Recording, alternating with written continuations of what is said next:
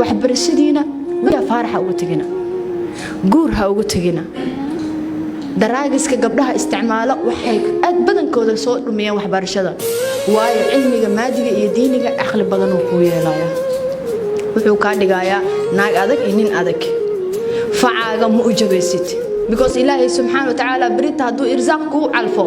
waxa tahay nin qalinka wax ku qori yaqaan iyo gabar maskaxdeeda cilmi ka buuxo ma u baahan tahay faarax inuu aad tugsatid ma u baahnid faaraxna mu ujabaysid adna xaliimo kaleeto faarax ma kaaga aqli badinaayo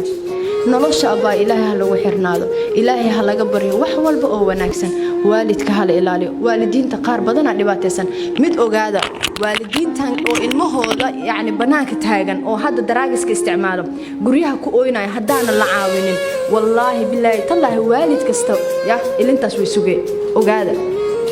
hooyo walba dawlad horta ha sugina dawladda ilmahoodi ah mas'uuliyiinta ilmahoodi ma aragteen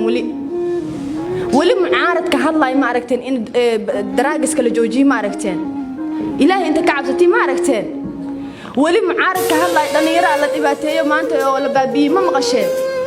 qofka hadlay male dhalinyarada muqdisho baahiya hayso meeqa guriyaha ku baahan wali ma aragteen ma arkeen because qof walba ilmihiisa inta uu ka wata anoo kale maanta xil markii la ii dhiibo booska ugu horeeya qadaadicda kale ilmey wif magaalada waa ka wada yaa jooga magaalada lagu gubanayo hooyo masaakiin ilmaheeda bixi karin iyo aabba maskiin oo waxba awoodin iyo ilmo masaakiin oo meel buu dhaqaaqi karin iyo gabdho qurux badan oo dantii duruufta ciisho la rabo in laga faa'iideysto markii ay insirin mucaarad mar walba dawladdu ku dhagan yahay dawladii mucaaradta isku dhagan yihiin dhalinyarada dhumayso ya dawladan hadda fiiri ayaan horeeto markaan ra'iisul wasaaraha arintan u geenaayay hadduu ra'iisul wasaarihi baa xataa dadka ka dambeeyay way si qaban lahayd oo shii laakiin afraad sac ay ku dhagan yihiin wax dhahay ma aragteen meeshan laba saddexdan kilaab oo ummadii baabiisa hal xir wali ma aragteen maxaa aqliga naga qaadayo